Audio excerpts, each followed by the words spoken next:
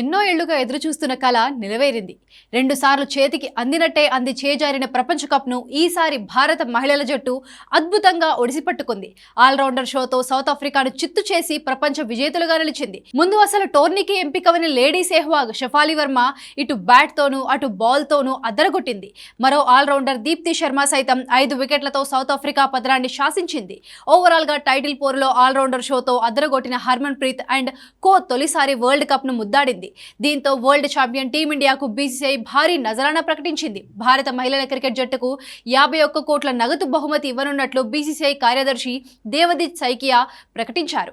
ఆటగాళ్లు, కోచ్లు, support staff, సెలెక్టర్లకు అందరికీ ఈ నగదు బహుమతి ఇవ్వనున్నారు. జైషా బాధ్యతలు స్వీకరించిన తరువాత భారత మహిళల క్రికెట్కు అధిక ప్రాధాన్యం ఇవ్వడం ప్రారంభమైందని గుర్తు చేశారు. ఐసీసీ చైర్మన్ గా మహిళల ప్రపంచ కప్ ప్రైజ్ మనీ విషయంలోనూ జైషా ప్రత్యేకంగా నిలిచారన్నారు.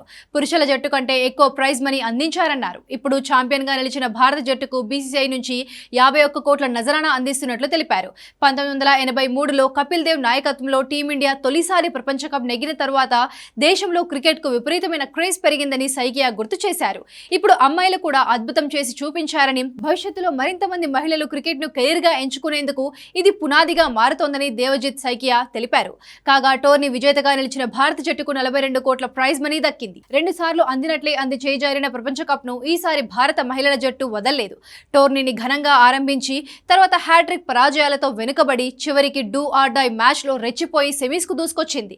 సెమీస్ లో కంగారులకు చెక్ పెట్టిన మన అమ్మాయిలు ఇప్పుడు ఫైనల్లో సఫారీలను సఫా చేసి సగర్వంగా వరల్డ్ కప్ అందుకున్నారు. ఈ విజయంతో భారత మహిళల క్రికెట్ లో సరికొత్త సువర్ణాధ్యాయం మొదలైనట్టే.